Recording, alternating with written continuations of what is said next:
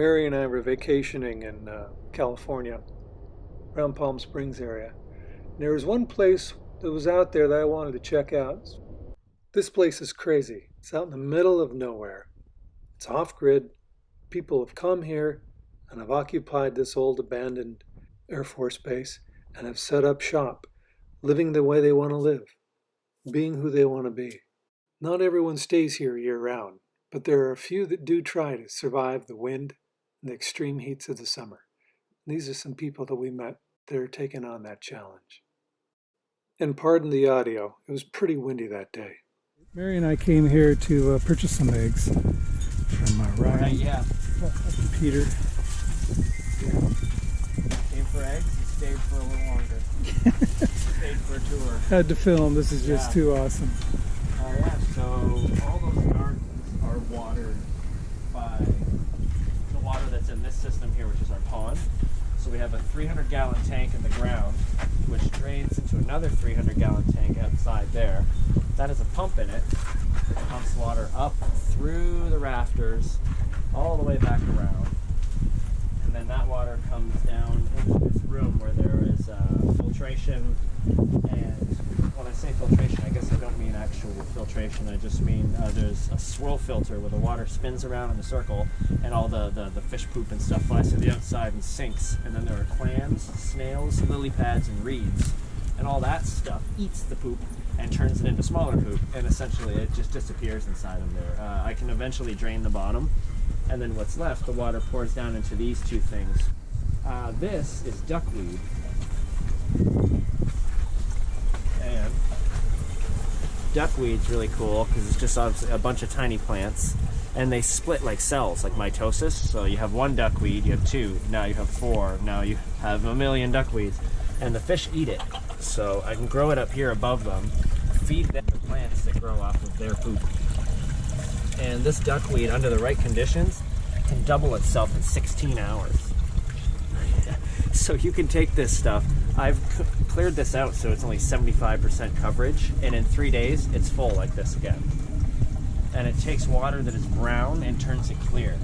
And it turns those things into stuff that's inert so that you can eat this duckweed and it's still good for you. You can turn it into bricks and dry it and make biofuel and burn those in a rocket stove. Like it's the uses of this stuff are almost endless because of how quickly it can reproduce. You could end up with very little effort. You could take wastewater and end up with tons of biomass. So it's a consideration to be made. That's amazing. I found it in the canals out here. I've been looking for years to find this out here. I knew it was out here, but all the canals are fast moving, so I could never find it. And then one day we're driving by and I could see it down in there. Stop the car! Running, sliding down the hill. I got hands full of green stuff, like so happy. You knew what you had. Yeah, I just filled a styrofoam cup and came back with it, and now we have more than we could ever use. So. Oh, just like a sourdough starter. Yeah, that's all you need. Proliferate. Yeah, it goes nuts. Cool. These are our babies here. That's Hacienda creeper. That's like Virginia creeper on the East Coast. Yeah, mention the air conditioning thing when you were saying earlier. Yeah, this is our air conditioner. That's like, we now have 4 of these big vines, and it's like Virginia creeper going to take over this entire place. And every single one of these leaves acts like a little air conditioner for the plant, and therefore for us. So the more leaves we have, the more transpiration happens. The more transpiration happens, the cooler we are. And all this growth that you see here just happened in the past month. It was just kind of a pile of sticks on this bamboo, and it's exploded. It's had multiple feet of growth in no time. So that's amazing. We're looking at only a couple of years to really fill this entire place, especially when we start to take cuttings and start to reproduce our little plant. That's what this is here. We have date palms. So I got a good 20 date palms started. There's a baby of that vine. There's loofah sponge. So we've been growing our own loofah vines for the sponges. And also it's just a great vine for good coverage. Yeah, we're noticing all the date farms coming through here. Yeah, exactly. You got to grow what they're growing because they've already done the research. Right. Somebody gave us a nice pot plant there. There's a beauty People right always there. give us them. So remember, folks, we're in California. This is all legal here. Exactly, yeah. All of this stuff actually is made out of date palms, all the date farms nearby. So all the fronds are put up here for shade. And then when they fruit, they have these big hanging arms that come down. And that's what these, like, husk-looking pieces of wood are made. These are all from tape palms. So we keep adding all of these on here, and it makes this like you're coming down the belly of a whale type of situation in here. And I really like it. It's quite peaceful. You get the wind chimes going, which is most of the time. It's almost always windy. But yeah, this garden in here, this was all bushes, just raggedy, full of bushes, full of trash. And these are all this kind of stuff here. So we pruned a lot of it, pulled much of it out, and then made room for new trees with ash, palm, mesquite trees. Half of this is blowing down right now from the wind. Our aloe vera is flowered. Yeah, we have this caliandra tree here. It attracts pollinators, so we're just waiting now for it to bloom. That there is sugarcane, and then there are tomato plants. There's a pomegranate tree, dwarf lime tree, a lot of tomatoes, a lot of peppers, a lot of greens. We're growing tobacco in here, a bunch of stuff. Anything we can grow out here. This is a tortoise enclosure that he's building right now. Desert tortoise. We're going to rescue a couple of them. Ah, yeah.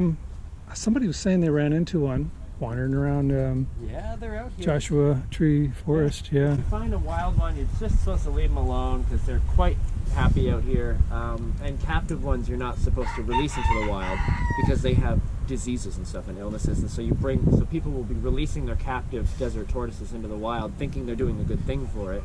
And in fact, they're actually introducing bacteria into the wild population and decimating a bunch of them. We have an incinerator, which is a big rocket stove. There was a floor here, and right here is an air vent, and so air sucks through here and comes up through the body of the incinerator, and then ultimately out the top. That's the hatch, and over here, that stuff inside. There's an angled grate in here, so all stuff falls to the back and burns near the back at this pipe. And so once it starts roaring and the rocket stove effect starts to happen, flames shoot about 2 to 3 feet at the top of this thing. Yeah. And it looks like a jet engine. It's got that cool rounded kind of look to it. Right. And all the smoke just disappears. And it instantly starts to burn off this actually. Underneath me right here is a wooden cap to a 7-foot deep hole that ends on a gravel layer so that liquids and stuff can seep out. And all the yucky stuff goes, all the black tank and our gray water. We're not reclaiming our gray water yet. Shade and staying alive in the summer is what was most important.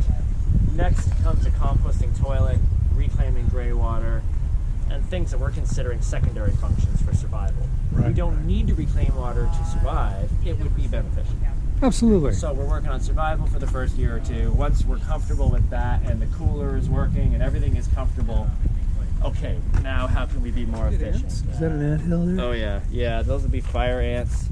I leave them out here in the dog. We used to actually take rocks and build little shrines for them and give them snacks and like, here's some of them there and that. And just calm them down. Yeah, just be like friends with the ants. Yeah. And then it turns out they have big old mandibles, big chompers, which is no mystery to us. But they also have a stinger, and they'll hit you with venomous stings, one after another, after another, after another. And so if it bites you one time, you're like, oh, that hurts. But if you don't get it off in time, they get you with that secondary attack. And I had one on my foot, and for 7 hours, my foot was dead, and I was like basically dragging it around like I had. Oh shit! Should I look for some right now? Well, that's the thing is that like you can basically sit on their anthill and nothing will happen. But if one decides like, wise guy, huh? Like I'm gonna bite this guy, then they will, and they really bite you. So what happened though is they bit our little Chihuahua. She's 6 pounds, and they bit her foot and stung repeatedly, and she started going into anaphylactic shock. Oh Jesus! And so like we thought we were gonna lose her. He's eating kibble that he found on the ground. Oh. We thought we were gonna lose that dog. So now ants inside of our place, no ants. But you can't poison them because if that ant then walks into a chicken coop instead of back home to poison the colony, you've poisoned my chicken. So I've been looking at citrus oil. You can boil down citrus rinds that we dry, make an oil, pour that in there, and it pisses them off, but it doesn't make them go away. Right. So we're trying to find the perfect solution for eradicating ants basically all we can do is push them away a little bit at a time with something, Yeah. and eventually push them out from where we want them, and then leave them alone. But I've also seen a fully white duck completely black with ants in the middle of the night. An entire ant colony will just bust out with all these flying ants, and they're doing this mating journey. They all come out and they're going to go off and become queens and make their own colonies. Yeah. But they did that on our ducks. And so, like, I'm in there wiping off ducks and taking buckets of water, and they hate being captured and poured water on them. Right. So, like, I'm really stressing out the ducks, but I have to get the ants off. I checked them over. There was no bite marks on them, but still, it's in their eyes, and they're just like closing their eyes and just sitting still. And it's cat, shh, chickens don't fight. Usually I just have to yell at them when they stop. It's kind of funny. They know if they're fighting, I go in there and I pick up the one being a bad guy and I hug them. And then they calm down and they hate it. And they're like, oh, he's hugging me again. So I threaten them with hugs every time they fight. You know, I didn't know chickens had a personality until our good friends told us. Yeah. Oh yeah, our chickens have massive personality. Yeah, every single one of them is different. It's really cool. So that right there is a misting valve, and that's for lawn irrigation and stuff. And so I have that hooked up to this line, which is hooked up to the water tank, which has a 40 psi pressure pump on it. So it's ready to go. In this room, I have an Arduino in a box, and this microcontroller here is controlling that valve amongst other valves. And so there's a light sensor on the roof and a temperature sensor, and it's watching for daytime and 100 degrees. When it's 100 degrees, it'll fire up the relay and open the valve and spray the chickens once every half an hour. Cool. And then when it's really hot, I'll give them another one every 15 minutes. But this is 4 relays. Soon I'm going to have 16. And I'm going to be operating a lot more valves because we're going to miss us. We're going to miss the other birds. This inverter here is all exploded apart because it overheats. So I'm actually going to add thermoelectric cooling to that. The Arduino also figures all that out. So now that we got this place built, we're going to start to automate a lot of it. And that's going to be really cool. These are Hook chickens. it all up to the internet. Yeah, there's the chickens. Say hello. This computer right now is monitoring the temperature. Actually, it's 39% humidity right now, 40% humidity, and 76 degrees. So You've got all the you've got all the comforts of home here. Actually, yeah, I mean, it basically is a house. You know, it's just we're breeding crickets in here for our own consumption. So yeah, the chickens will end up eating them and everything, but I catch them in the garden and they'll lay eggs in this through this mesh in the dirt. And then eventually, you know, you blow on this and tiny crickets will be popping out of it. And so I take that, put it into another container, and I'll have 2,000 crickets. Jesus. And then I let them breed in a couple of these containers, and now I have 200,000 crickets. Roast all of the adults really quickly with that same incinerator. Right. Make a flour, make bread, make pasta, and so we can eat pasta with vegetables from our garden or have bread and eggs in the morning, and the bread is cricket bread. So it's giving you that protein. Folks, you heard it here. Cricket bread. Yep. RabbitSide. This guy's got it going absolutely. on. Listen to this guy. Yeah. That is awesome. And these are things that you thought of, right? I mean, it's things I've learned over time. You know, eating bugs isn't anything new. No, it's just no. for Western civilizations, it kind of is. And Yeah. so the best way, the gateway to insect eating for our culture is to grind them up. People don't want wings and legs in their mouth. I think we're dead. Yeah. But Ryan, I'm dead. Ryan, thank you so much. Yes, of course. Appreciate the interview. Yeah. And And Slab City, come check out RabbitSide. you've got it, folks. This is awesome. Thanks for watching. Bye-bye.